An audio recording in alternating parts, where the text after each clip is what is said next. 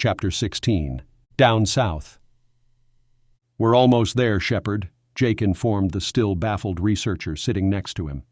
"Tell me again how this works?" Shepard asked curiously while staring at her own reflection everywhere she looked, except for what appeared to be a water shield to her front. With a light, audible moan, Jake slightly dropped his head. "I told you, I have no idea how this works, just how to operate it. The alliance with the Norcox allows us to know how to use it, so long as we don't try to study how it works." Shepard gasped as she quickly changed her focus from her reflection to the equipment that was running in her lap. "Sir, I should have been informed earlier. I have been running multiple scans." Jake looked over with a light smile and shake of his head. "You didn't think I noticed when you turned them on right after the vessel formed around us?" Still in a panic, Shepard replied, "No, sir. What is going to happen?" "Nothing, Shepard. We have hit this thing with X-ray radiation, even attempted to blow it up. Whatever kind of scan you are doing will not affect anything. What the Norcox are concerned with would be if we disassembled it to study." Jake pulled a credit card-sized device from a pocket made into his sleeve. Holding it for Shepard to see without straining, he began swiping the screen just like a smartphone, revealing many different icons that resembled Mayan and Egyptian script.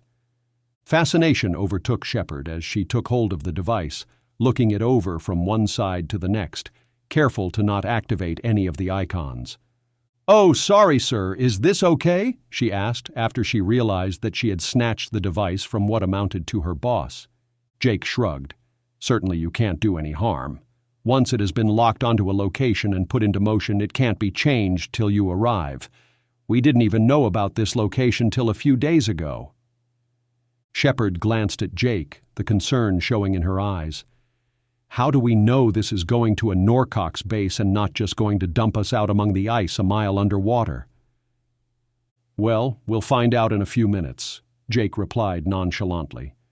From the way Shepard stared blankly straight ahead, her mind obviously far away on unconfirmed dangers, he knew that his words had done nothing to ease her fears. She reminded Jake of young privates in the military going out on their first combat mission. "Shepard, you see the symbols on the screen?" "Yes," she replied hesitantly. "Press 1." Shepard looked from Jake to the screen until her scientific curiosity overcame her and she pressed a random symbol. Almost before she felt her finger make contact, the screen flashed up a geometrical symbol. It seems to work on infrared wavelength to detect when and where you are going to push, much like the holographic systems on the moon station. The symbol you just saw is the most common we come across. Best we can figure, it means we do not have access or that area is no longer operational, Jake said, knowing it was going to be followed up with many questions. Shepard pressed another with the same symbol appearing.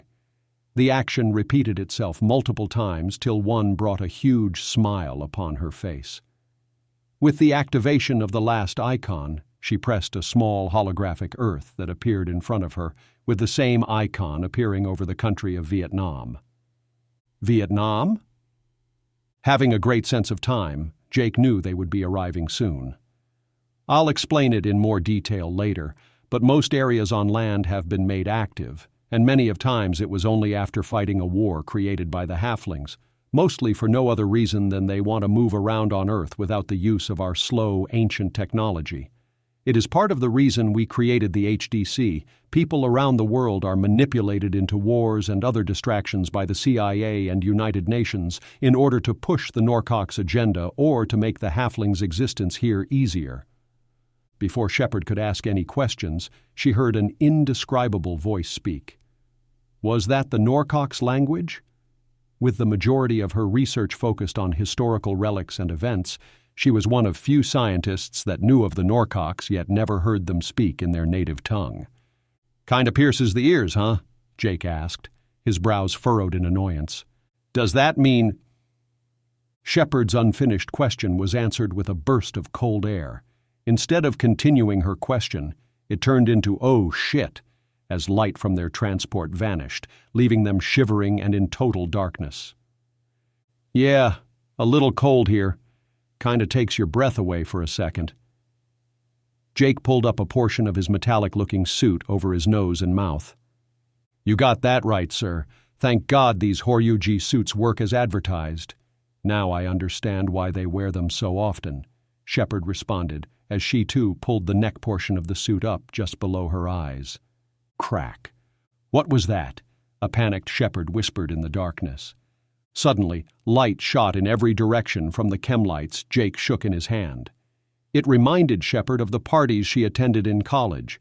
Too bad she had to suffer through this anxiety without any alcohol. One by one, Jake tossed the chemlights all around before either of them took one step from where they were. Caution was the main thing on their minds, having just arrived at a facility that had not been used in 12,000 years. Slowly, their eyes adjusted to the new environment, while Jake rifled through the backpack of supplies he had brought. "I know they are in here somewhere," he muttered to himself. "Ah, here they are. I moved them to the other side."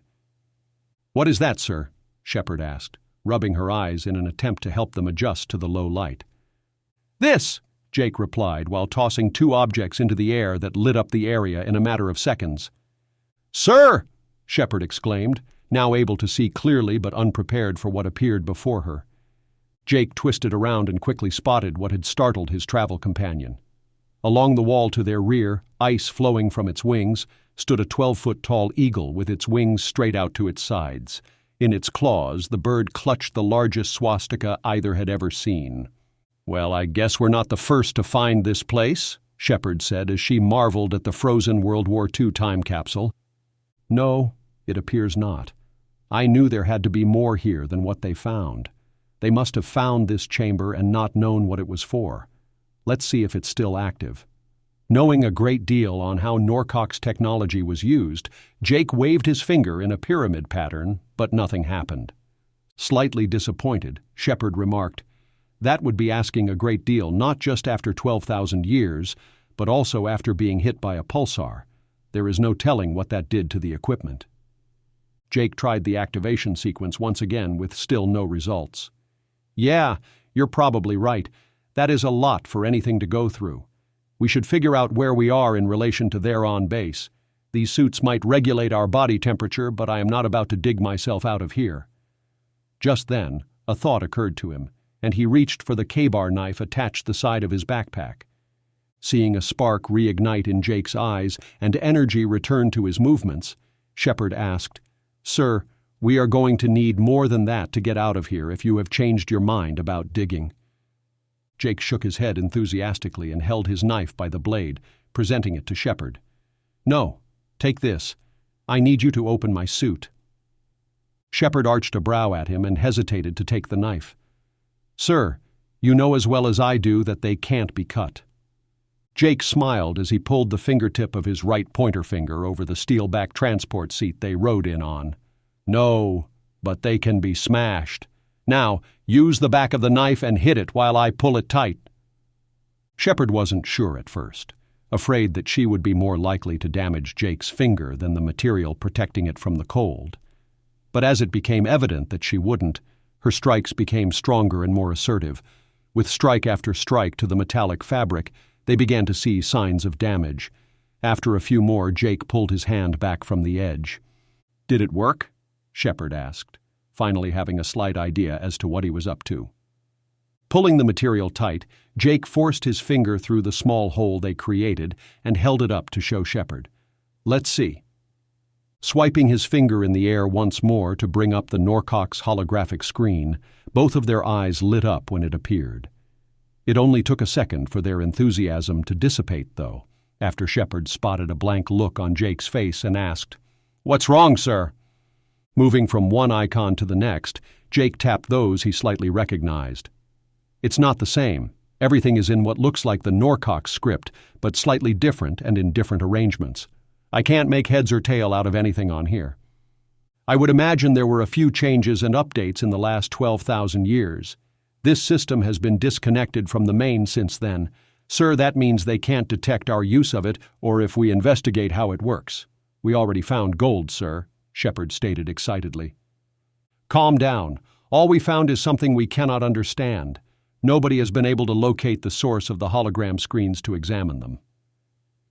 Reaching back into his backpack, Jake decided it was time to try and radio "They're on base." "Sir, isn't there anyone in the HDC that can read this?" Shepard asked, desperate for the answers. With the radio free from the pack, Jake pressed a few buttons and began speaking. "They're on base. This is Advancer 1. Come in." He allowed a few seconds to pass for a response, then repeated, "They're on base. This is Advancer 1. Come in."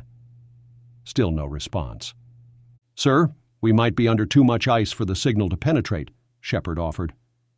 After a few more attempts, Jake turned off the radio and placed it back in his pack.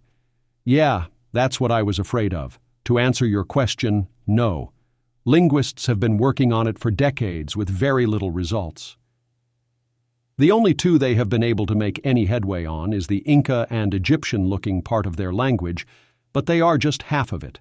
They have gotten nowhere on the geometric-style writing or that squiggly writing. The crazy part is somebody had to have been able to read it back in the 1400s since they wrote the Voynich manuscript. Too bad we don't have them here now."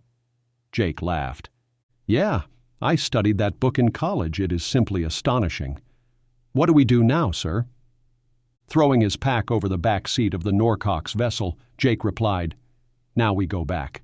We didn't expect to find this much, so now it's time to let a dig team come here and find their way to the surface." With a disappointed look, Shepard walked toward her transport seat only to abruptly stop. Intently, she stood facing the hologram screen, unable to look away.